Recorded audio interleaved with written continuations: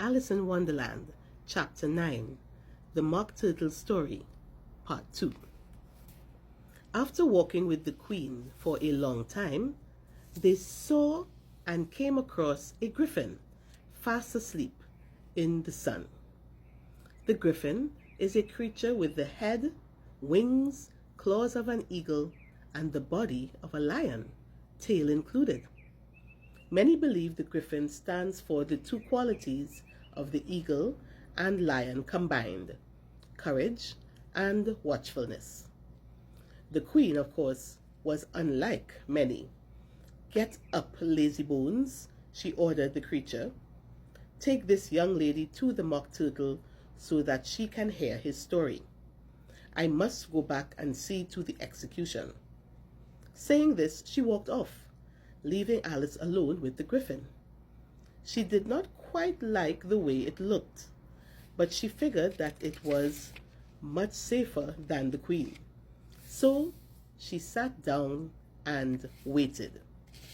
The griffin woke up, rubbed its eyes, and watched the Queen until she was far away from them.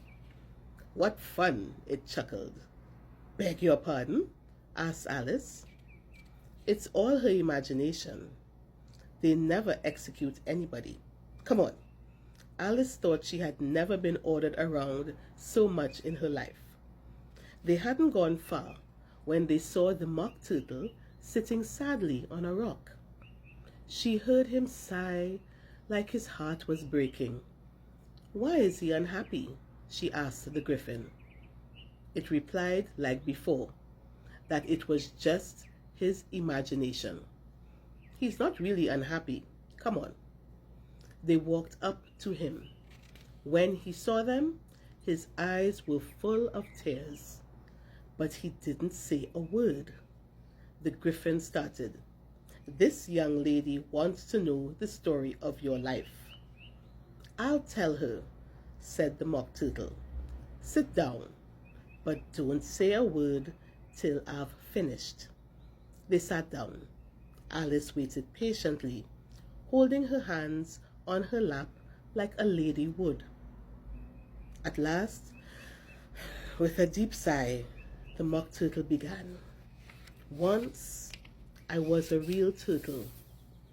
This was followed by a long stretch of silence, interrupted only by the guttural sound from the griffin or the Mock Turtle's sobbing.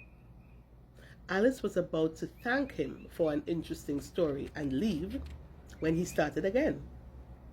"When we were little, we went to school in the sea." He was calmer now. The teacher was an old turtle. We called him Tortoise. "Why would you call him Tortoise?" asked Alice. "Because he taught us to," snapped the Mock Turtle. The griffin added, "You should be ashamed of yourself, asking something simple like that." They both stared at Alice until she felt like sinking into the earth. The griffin urged the Mock Turtle to go on.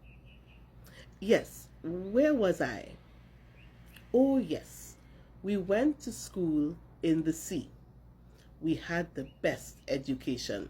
In fact, we went to school every day." "I went to a day school too," said Alice. "No need to be so proud of that." "Were there extras?" asked the Mock Turtle anxiously. "Yes, we learned French and music," replied Alice.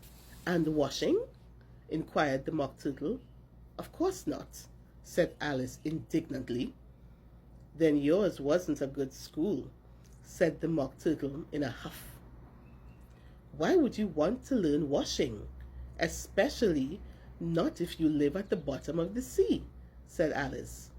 "Unfortunately, I couldn't afford it. I only took the regular courses," said the Mock Turtle with a sigh. "Reeling, writhing, different branches of arithmetic, ambition, distraction, uglification, and derision."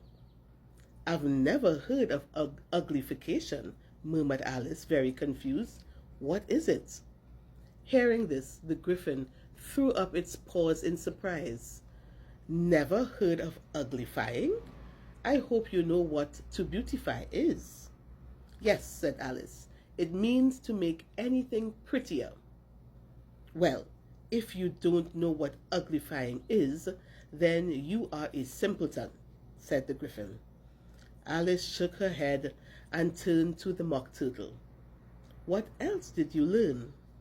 Well, there was mystery, he said, counting off the subjects on his flappers. Ancient and modern, seaography, drawing and stretching, fainting with coils. What was that like? Inquired Alice. Can't show you, I'm too stiff, said the Mock Turtle. Griffin here never learned it. Never had the time. I went to the classics teacher though. Old crab he was, the griffin said.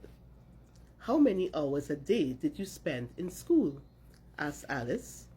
First day, 10 hours, replied the Mock Turtle. 9 the next, and so on.